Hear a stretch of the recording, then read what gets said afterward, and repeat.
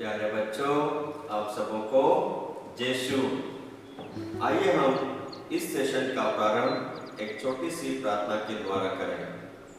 क्रूस का चिन्ह पिता, पुत्र, पवित्र आत्मा के नाम पर आमीन। हे प्यारे यीशु, हम सभी बच्चे आपको हमारे जीवन के लिए, हमारे माता पिता गुरुजनों के लिए धन्यवाद देते हैं। हे परमेश्वर, हम सब बच्चों को आप अपने ज्ञान और विवेक से भर दें ताकि हम इस अध्याय को अच्छी तरह से समझकर अपने जीवन में उसे लागू करें, दूसरों के साथ प्रेम भाईचारा के साथ अपना जीवन बिताएं और छोटे छोटी बातों में ईश्वर के कार्य, ईश्वर का संदेश को ढूंढने का प्रयास करें। हम यह प्रार्थना करते हैं हमारे प्रभु ख्रिस्त के द्वारा, आमीन। प्यारे बच्चों, आप सब कैसे हो? मुझे उम्मीद है कि आप अपने मम्मी पापा के साथ घर में शांति, भाईचारा, एक दूसरे की मदद करके, एक दूसरे को समझकर, एक दूसरे को स्वतंत्रता का जीवन जीने का मौका देकर और शांति से अपना जीवन बिता रहे होंगे। प्यारे बच्चों, पिछला अध्याय 5 मैंने आपको बताया कि किस प्रकार से मूसा फिरौन से, राजा से अपनी प्रजा इस्राएल को बचाने का प्रयास करता है। और आखिरी में मैंने आपको कुछ प्रश्न दिए थे और मुझे उम्मीद है कि आप सभी बच्चों ने इन प्रश्नों का उत्तर ढूंढ लिया होगा, और नहीं हो ढूंढा तो उसका उत्तर मैं देने जा रहा हूँ। आप अपने कॉपी में स्पष्ट अक्षरों में इसे लिखने का प्रयास करें। क्वेश्चन पहला था, शिशु अवस्था में मूसा को किस प्रकार बचाया गया? प्यारे बच्चों, इसका उत्तर यह है, जब मिस्री राजा फिरौन ने यह आदेश दिया था कि हर एक नवजात इब्रानी लड़के को नील नदी में फेंककर मार डाला जाए, अपने बच्चे को मरने से बचाने के लिए मूसा की मां ने उसे बैंत की टोकरी में रखकर नील नदी के तट पर सरकंडों के बीच छिपा दिया और वहां से राजा फिरौन की बेटी उसको अपने महल में ले जाती है। प्रश्न दूसरा, मूसा मिडियान देश क्यों भाग गए? प्यारे बच्चों, इसका उत्तर यह है कि जब मूसा ने देखा कि मिस्री अपने भाई इस्राएली के साथ मारपीट कर रहा है, तो मूसा को यह देखकर रहा नहीं गया और उसने उस मिस्री को पीट पीट कर मार डाला। और फिर मूसा राजा के डर से वहां से भागकर मिद्यान प्रदेश चले जाते हैं। तीसरा प्रश्न, ईश्वर ने मूसा को कहां और किस प्रकार दर्शन दिए? प्यारे बच्चों, मूसा जब अपने ससुर येत्रो के वहां अपने भेड़ों को होरेब पर्वत पर चरा रहे थे, वहां पर उसने एक झाड़ी में जलती हुई आग को देखा और वहां पर ईश्वर ने मूसा को दर्शन दिए। प्रश्न 4, ईश्वर ने मूसा से क्या कहा? इसका उत्तर यह है, ईश्वर ने मूसा से कहा कि मैंने इस्राएलियों की पुकार सुनी, उन पर मिस्रियों के द्वारा बहुत अत्याचार हो रहा है, इसलिए मैं तुम्हें फिरौन राजा के पास भेजता हूँ और तुम मेरी प्रजा इस्राएल को मिस्र से बाहर निकाल लाओ। और आखिरी प्रश्न, मूसा में आपको एक नेता के रूप में कौन कौन से गुण दिखाई देते हैं? प्यारे बच्चों, मूसा ईश्वर के प्रति आज्ञाकारी, श्रद्धा, अपने लोगों के प्रति करुणा, दया और लोगों को मार्गदर्शन देने का उसमें बहुत अच्छे गुण थे। और इसके साथ साथ प्यारे बच्चों, आपको मैंने एक नाटक दिया था और मुझे उम्मीद है इस नाटक को आपने अपनी कॉपी में जरूर लिखा होगा। आइए हम अब इस किताब के अगले अध्याय में प्रारंभ करते हैं।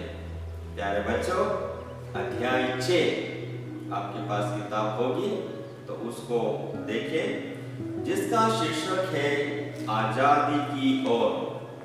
प्यारे बच्चों, अध्याय 6 अध्याय 5 से मिला हुआ है। यहाँ पर हम फिर से उसी के बारे में पढ़ेंगे, लेकिन यहाँ पर किस प्रकार से इस्राएलियों को राजा फिरौन से आजाद कराया जाता है। मैं आपको एक छोटी सी घटना के द्वारा इस पाठ को समझाना चाहता हूँ। प्यारे बच्चों, एक गांव में एक आदमी अपनी धर्म पत्नी को बहुत प्रताड़ित करता था। उसे हर प्रकार से बंदी बना रखा था।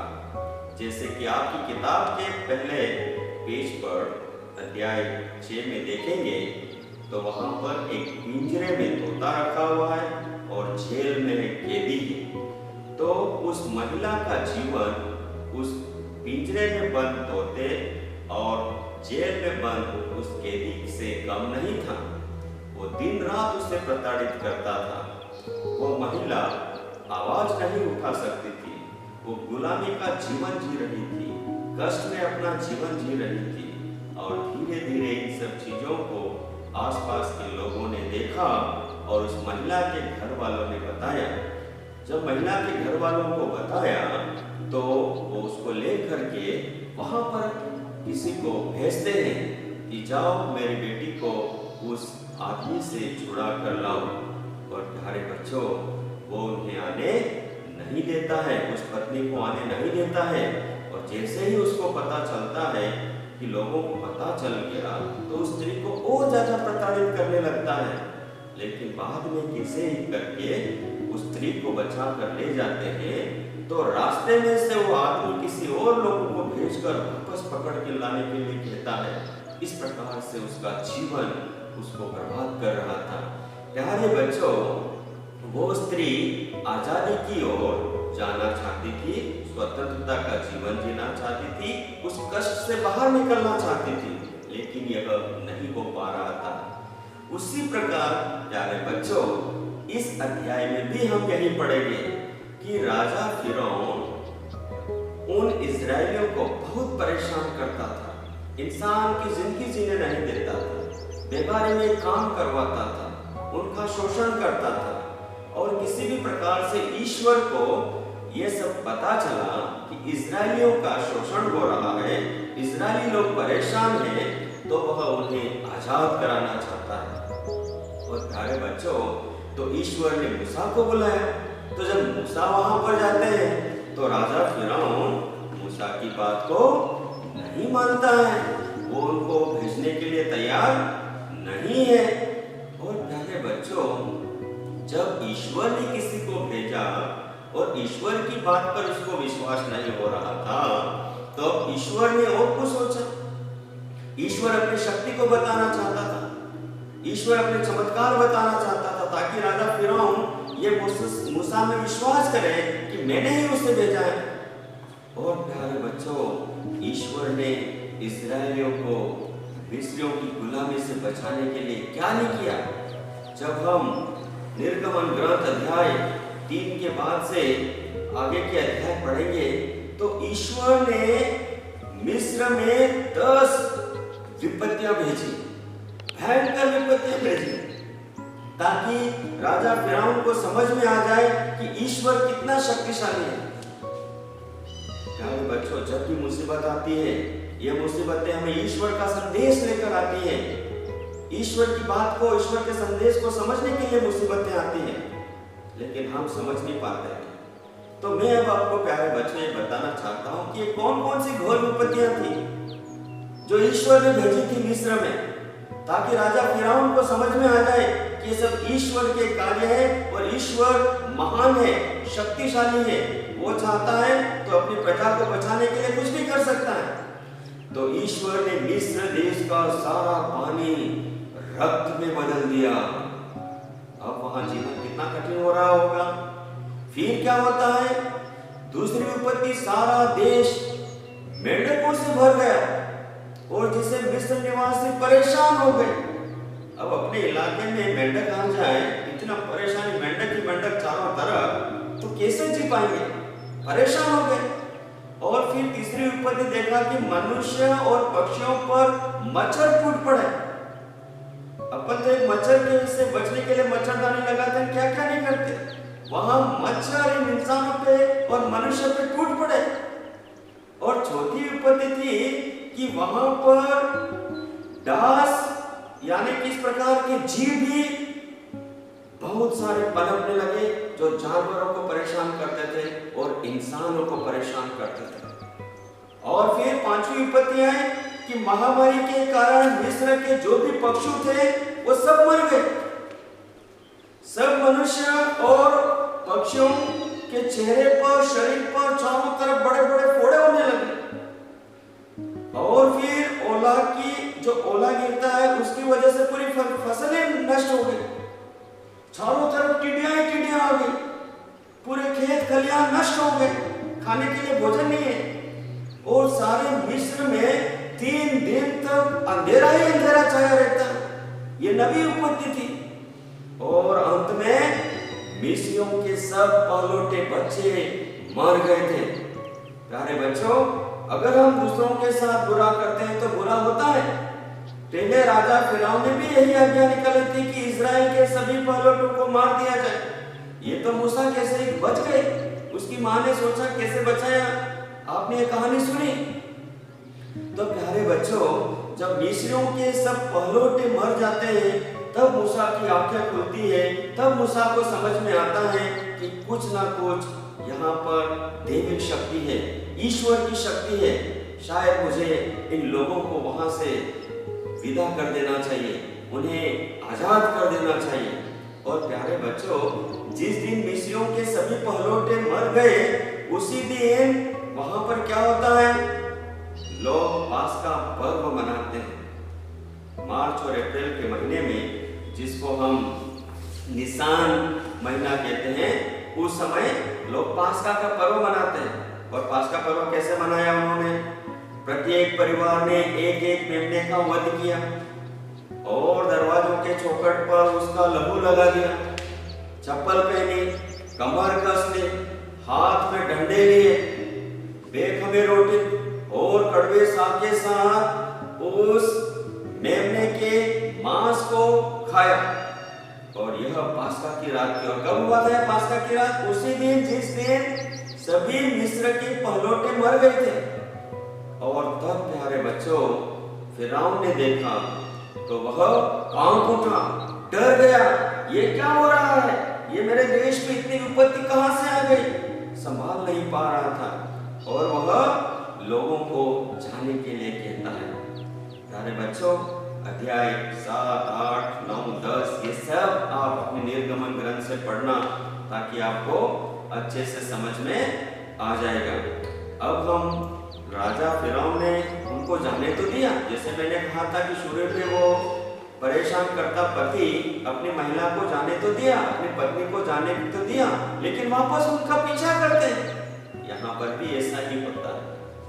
इजरायली अपनी अगुआ मूसा के साथ मिस्र देश से बाहर निकले, एक लंबी यात्रा कर रहे थे। और जब वो लंबी यात्रा कर रहे थे तब उनके पीछे पीछे राजा फिरौन की सेना भी आ रही थी। वो अत्यंत भयभीत हो गए, वो डर गए, चिल्ला चिल्लाकर प्रभु की दुहाई देने लगे। लेकिन प्रभु की शक्ति मूसा के साथ थी और सभी इजराइलियों के साथ थी। और तब प्रभु ईश्वर उनसे क्या कहता है, निर्गमन ग्रंथ अध्याय 14 पद संख्या 14 में जब बच्चों हम पढ़ेंगे तो प्रभु उनसे कहता है, प्रभु तुम्हारी ओर से युद्ध करेगा और तुम लोगों को उनसे लड़ना नहीं पड़ेगा। मतलब समझाते हैं कि तुमको तुम्हारी तरफ से प्रभु युद्ध लड़ेगा और तुम्हें कोई कुछ नहीं करना पड़ेगा। और इस प्रकार से ये आगे बढ़ते हैं और प्रभु कहते हैं मूसा से, ईश्वर मूसा से कहते हैं, मूसा आप अपने हाथ आगे करो। तो मूसा ने हाथ आगे किया, उन्होंने वैसा ही किया जैसे ईश्वर ने कहा, और जो पानी था समुद्र का वो दो भागों में बढ़ गया, बीच में सूखी जमीन आई, और उस सूखी जमीन से इजरायली वहां से निकल गए। और फिर ईश्वर ने कहा अपने हाथ वापस बढ़ाओ, और जैसे ही मूसा ने हाथ वापस बढ़ाए पानी वापस आ जाता है, और जो सेना पीछे से आ रही थी वो वहां डूब के भस्म हो जाती है, मर जाती है, सत्यानाश हो जाता है। और इस प्रकार से प्यारे बच्चों, मूसा ईश्वर की आज्ञा मानकर, ईश्वर के निर्देश के अनुसार वहां पर अपनी प्रजा इस्राएल को राजा फिरौन से बचाकर लाते हैं। और प्यारे बच्चों, आने वाले सेशन में हम फिर पढ़ेंगे कि मरुभूमि में मूसा और उनके जो लोग थे उनका जीवन कैसा था। तब तक आप इस पाठ को अच्छे से एक बार और पढ़ना, और जो भी डाउट होता है, जो भी आपको समझ में नहीं आता है, अपने घर में आप किसी से भी पूछ सकते हैं। इसी के साथ इस सेशन को प्यारे बच्चों मैं यही समाप्त करता हूँ। आप सबों को जय यीशु पिता पुत्र पवित्र आत्मा के नाम पर